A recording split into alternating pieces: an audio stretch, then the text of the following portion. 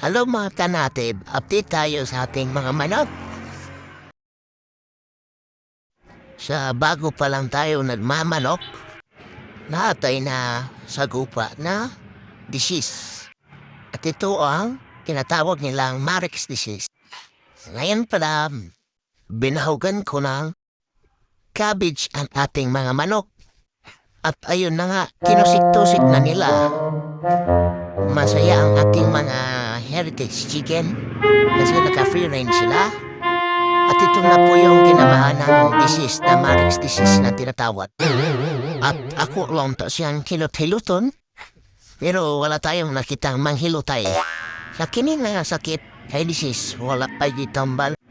Pero sa aking pag-research, need daw to ng calcium at saka vitamins. So tara atong testingan. At painumin na nato.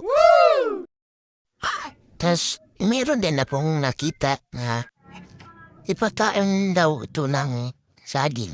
At ating testingan, baka naging unggoy na ito. Sige pagluwag. Hindi ito gagaling, alam na. Pakulo na tayo ng mainit na tubig.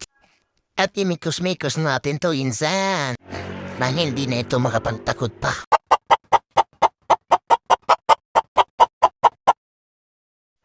So mga kanitib, update po ako kung ito ay mauulian o mamikos-mikos ni Inzan.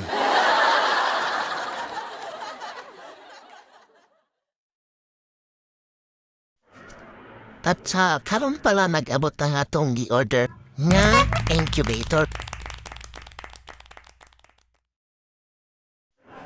Tara at atin itong i-open.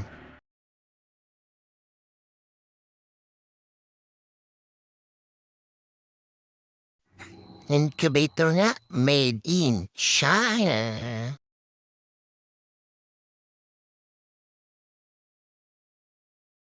Ayan na po mga kanitib. Kompleto po yung accessories ng ating incubator. Next update, subukan natin to ng ating bagong incubator. Yan, kumpleto tayo sa mga tips. At saka yung manual. Pakaganda mga kanatib. Di na ako makapagantay na subukan to. Update na lang po ako sa next video. Happy farming po!